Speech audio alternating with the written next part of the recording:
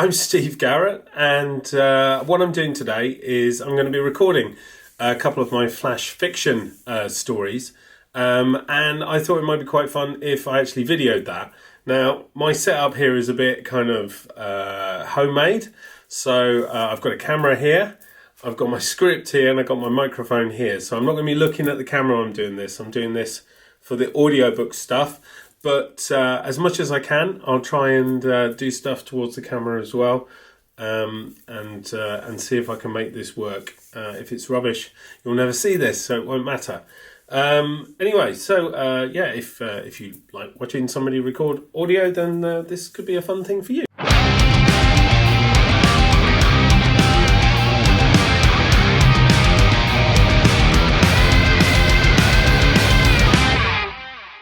I'm going to take all my jewellery off, make sure my phone is on silent because it's never on silent, which it should. There we go, that's on Do Not Disturb. Yes, so down here I have a loop deck which controls Adobe Audition, which is my weapon of choice when it comes to audio recording. Mostly because it makes life nice and simple, not because I'm a massive fan of anything Adobe. Then I've got this Rode NT1, which I absolutely love. It's an amazing mic, and it's very sympathetic to somebody like me who's not particularly well trained when it comes to doing voiceover stuff. I don't normally do this standing up. Normally I'm sat down, but again, it was just easier with the camera stuff. Right, let's give this a go. So I'm going to do The Hive, which is a short story, flash fiction short story, from John T's Prompt Machine. I can't say the word that he actually calls it, but it's John T's Prompt Machine, which he does a new prompt every Friday. It's great fun. If you don't know anything about flash fiction is basically, the idea is that it's a short story. You write it relatively quickly. A lot of writers do flash fiction or as a sort of writing exercise. You're aiming for somewhere around, the 500 word mark, or you might see flash fiction around the 100 word mark. It's really, the idea is it's kind of stream of consciousness. You're inspired by the words that you're given. You commit something to the page, you see what happens. And it's great fun. It's a good way of getting a story out that you didn't know you had. That's one of the things that I quite like about it, is it always surprises me. I never really plan this. I don't think about it too hard. I just sit down, clear my head and write. And normally can do about 500 words in, somewhere around half an hour to an hour. And then I'll probably spend a couple of hours editing it, but I won't be going too hard on these. It's the point is, it's a writing exercise. Explore new ideas, try different turn of phrase, work from a different perspective. That kind of stuff. So this one is the prompt was Grizzly Hornet, and the story that I created was The Hive.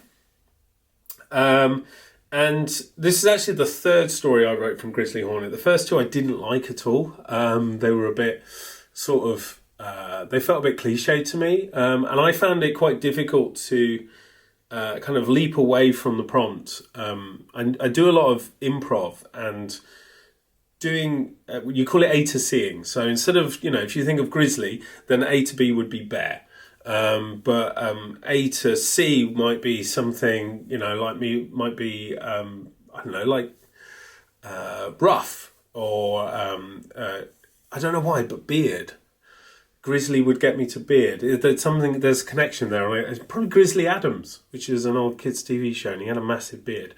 Anyway, something like that. So you're looking to try and get a couple of steps away from the prompt, and then see where that takes you. This is the story, Grizzly Hornet. So I might have to start this. I haven't decided yet where I'm going to show you all my mistakes on the video, or if I'm just going to edit it and make it look really nice, but we'll see how it goes. Okay, we are recording. 1 2 1 2. The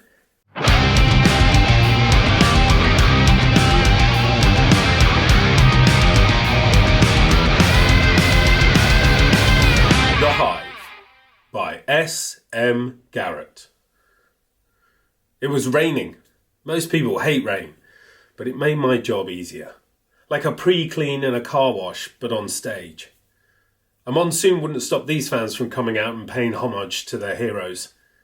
The New Yorker called it a sacrilegious spectacle. New Metal Hammer described it as the gig of the century. That was a hell of a claim in the same century that Felon played to 1.5 million people in the Vegas Holodome. I read all the reviews and still had to pinch myself that I was actually part of this spectacle. Pinch, punch, or stab me in the face. Pinch, punch, or stab me in the face that I couldn't escape this torture. Why they hadn't shut this down was beyond me. But the crowds kept coming. The cities kept booking us. And we kept burning, bleeding, fucking and singing, in that order, our way round the States. The crew had been running a book on when they would run out of patients and cart us all off to jail since the fire in Reno. But so far, nothing. Just a massive fine, which the fans paid for a Kickstarter and a slap wrist or two. I figured Gina Savage had lovers in high places and wasn't afraid to use them. Hell, Gina wasn't afraid to do anything. Anything I could come up with, at least. A tour like this had a lot of crew. Riggers, sparkies, soundies, roadies, vidiots, Darren the crew manager, Nikki the groupie wrangler, not her official title, but, you know, rock and roll, and me, the Imagineer. I hated that title. But like everyone else, I wasn't going to argue with Gina Savage. Savage by name and all that. My job was to devise new ways to shock the audience, disgust the press and incite religious groups to campaign outside of our venues. At first, it had been a bit of fun. After some gig in a dive bar in Texas, Gina and I found ourselves drunk together, naked together, then high together. We were listening to Sabbath or something, and I made some flippant...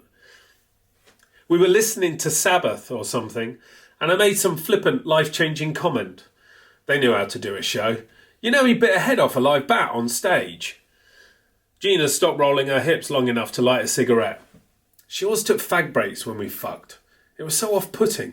But you don't complain when you have Gina Savage pinning you to the floor, demanding you hold on for dear life. That was Alice Cooper, you dumbass. It's a myth. No, they... So this is an interesting thing. I now need to do a female voice. I never quite know how to approach this.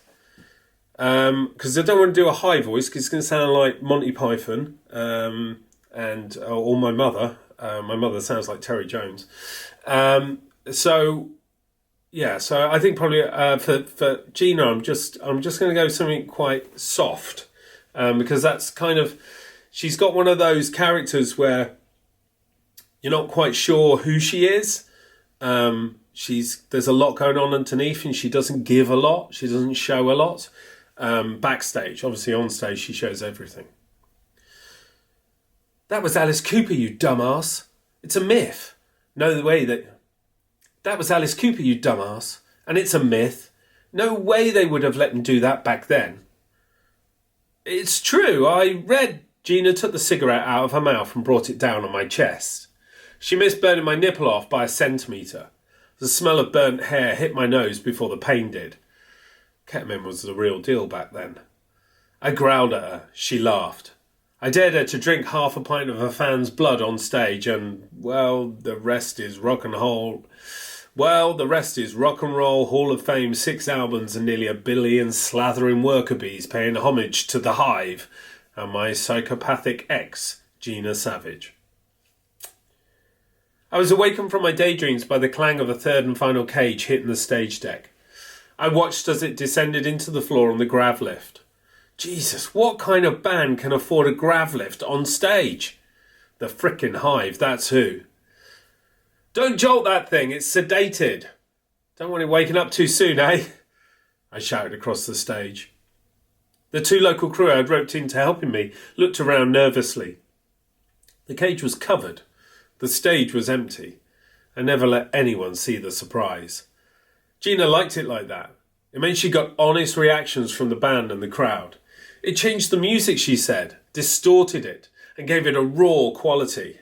Yeah, there's nothing rawer than your drummer dying of a heart attack when his drums explode, or the bassist finds himself flying into the audience, but the not-so-safe wire is wrapped around his thigh and cuts through like a block of cheddar.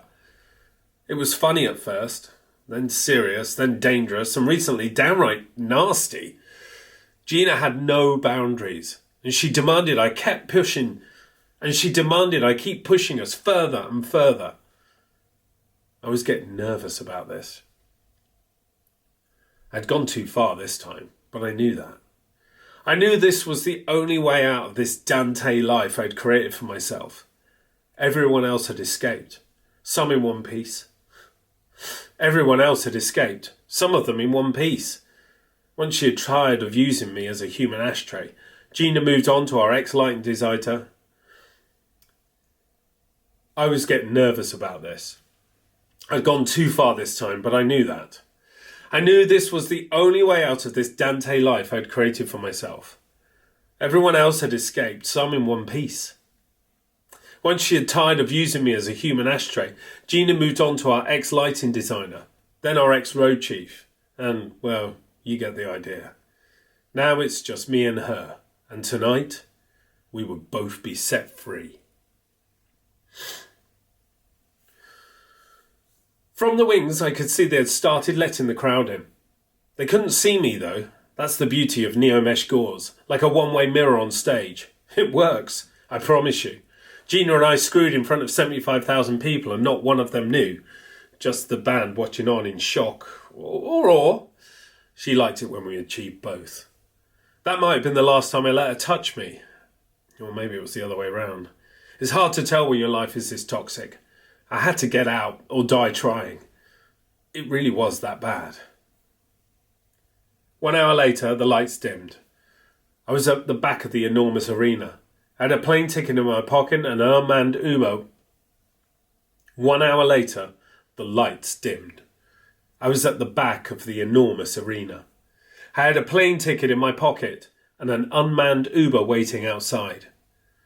There was no witness to my exit. Just another lost person in the chaos of another Hive gig, I hoped.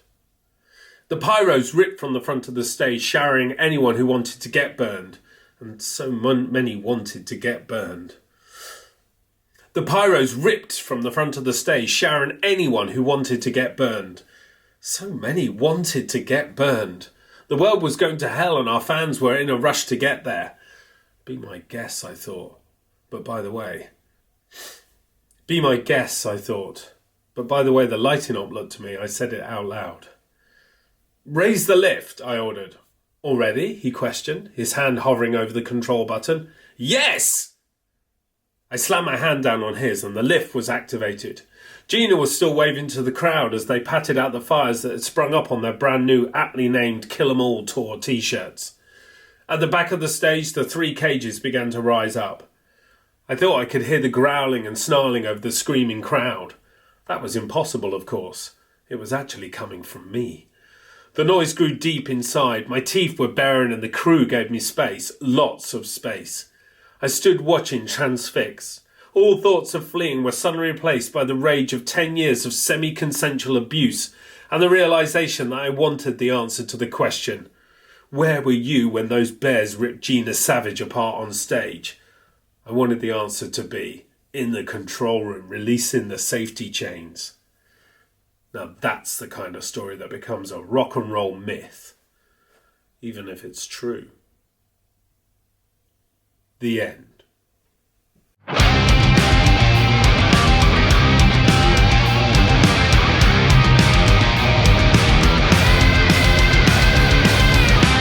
So there we go. I'll just switch off the recording. Okay, so yeah, there we go. So that's the first one done.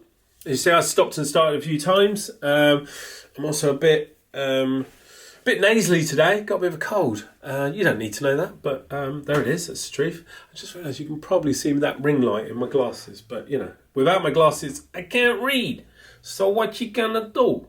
Okay, so then the next one we have is a short story called a flash fiction story. Called Estranged Fuzzball. So just get this set up. So Estranged Fuzzball, again, another John T prompt. I love his automated prompt machine. Getting some really, really cool prompts. Oh, and tonight there is a flash fiction battle happening. And if you want some information about that, just message me. I probably won't get this video out by then. So scrap that. Anyway, it's Strange Fuzzball. What is that all about? I'm a bit of a physics nerd, and that means that I like to read books about physics. I don't really know why. There's just something that is quite magical about physics. I think it's as close to real magic as we're ever going to get in this sad, miserable world of ours. And I see things like quantum physics and, the extraordinary things that they discover about particles to be, just wonderfully bonkers. And the sense of humour that physicists have around the naming of these particles always makes me smile. I mean, nobody can tell me that the God particle should be called a boson. I mean, could anything sound less dramatic or godly? But there are lots and lots and lots and lots of silly particle names, and I wanted to have a play around with some of that. So that's really what a Strange Fuzzball is all about. So I'm going to have a little drink of my coffee, should probably be drinking water, but there you go. Anyway, so here we have a Strange Fuzzball, the second flash fiction story. I've done them in the wrong order. I don't even know why I've done that. But anyway, here we go.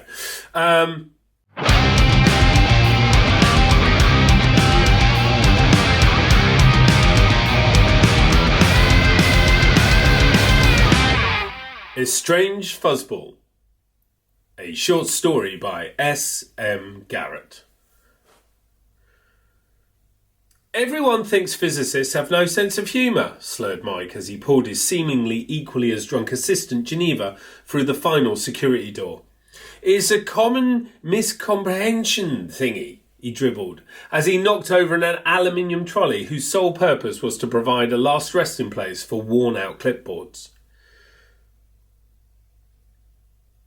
I'm going to start that again, because I want him to be a bit more drunk on that first line. So I'm just going to do a new one. A Strange Fuzzball, a short story by S.M. Garrett. Everyone thinks physicists have nice sense of humour, slurred Mike, as he pulled his seemingly equally as drunk assistant Geneva through the final security door. Is miscomprehension thingy, he dribbled as he knocked over an aluminium trolley whose sole purpose was to provide a last resting place for worn-out clipboards. The tired boards fled across the polished concrete floor, shedding papers and pens whilst desperately looking for someone to hide from the quartet of stumbling feet. Shh, Mike pleaded, poking himself in the eye with a finger he had intended to cover his red wine-stained lips with. Geneva giggled, not because she was impressed by Mike's skills at controlling unruly stationery, or because she found Mike, a physicist, funny. No, she giggled because she had finally managed to get into the proton synchrotron control room after nearly 9 months of trying. When she started work at the Large Hadron Collider, it seemed easy. The place was filled with stereotypical bumbling scientist types who had no idea where they were meant to be from one day to the next. She figured it would be a simple task to slip a leash, swipe a security card and stride into the world's largest collider and... Well, in truth, she had no idea what the small vial of material she'd been asked to insert into the synchrotron would do. Still, she was a spy, not a physicist, so why should she? Mike had somehow danced through the clipboard slip hazard and was now slumped in a large wheelie chair in front of a bamboozling array of screens and computers. He spread his arms as wide as his legs and presented his prize to the unreasonably attractive new assistant. Geneva knew she was attractive. It was supposed to help in the saboteur role she trained 3 years for in a Siberian suburb. But it hadn't been enough. Here, the skills required to gain access to the secret important places were, well, actual skills. She'd failed numerous times to steal passes and in the end had to resort to a night class in particle physics to get a real qualification and a real promotion. Physicists weren't funny, but they were studious and meticulous regarding who should be doing important jobs. Newly qualified, She charmed Mike with her shiny new certificate and rapier equations, and finally, one Christmas party, 2 bottles of Chateauneuf du Pape, a whisper in the ear and a not inconsiderable dose of Rohypnol substrate, she was assured was untraceable and would only make him really drunk. They had finally entered the inner sanctum. She looked around, trying to avoid the freewheeling Mike as he attempted to scoop her up. She looked around, trying to avoid the freewheeling Mike, as he attempted to scoop her up as he flew past on the edge of what gravity would allow for one drunk guy on a steel grey Herman Miller Versus chair. Come high with me, come high, Lyra, he sang before disappearing behind a bank of power transformers. Geneva waited for the crash, the ow, and the correct number of diminishing groans before commencing her very secret mission. On January the 4th, 2026, the Large Hadron Collider was switched back on. The photons, or at least what the scientists assumed were photons, were spun up to 93% of the speed of light, and nearly 300 Christmas jumper-wearing laughter vacuums watched in utter astonishment as a brand new particle sprung into life. Geneva was 2,000 miles away, in Siberia at dinner with an amusing general, when the news of the failure of her mission was reported on the tiny portable television they had set up to watch the tragedy. It was not the news they were expecting. There had been no cataclysmic explosion, no unexplainable setback in particle physics, and no reduction in funding pending a full investigation.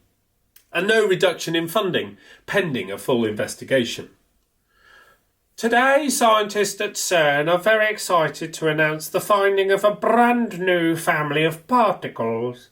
After a series of tests, each repeating the same findings, the scientists can confirm that this new family of particles will revolutionize physics for years to come.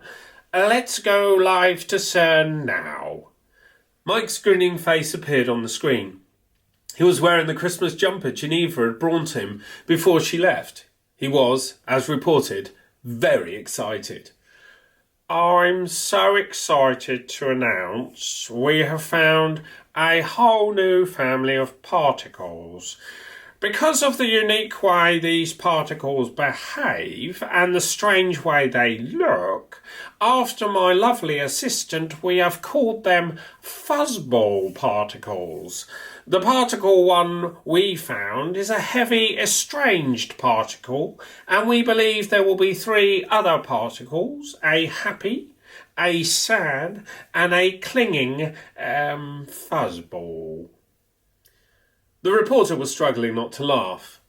Turns out physicists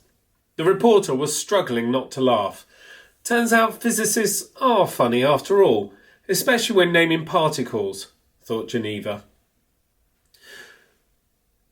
The reporter was struggling not to laugh. It turns out physicists are funny after all, especially when naming particles, thought Geneva Fusey, as she knelt on the floor, waiting for the very serious general's gun to fire. The end.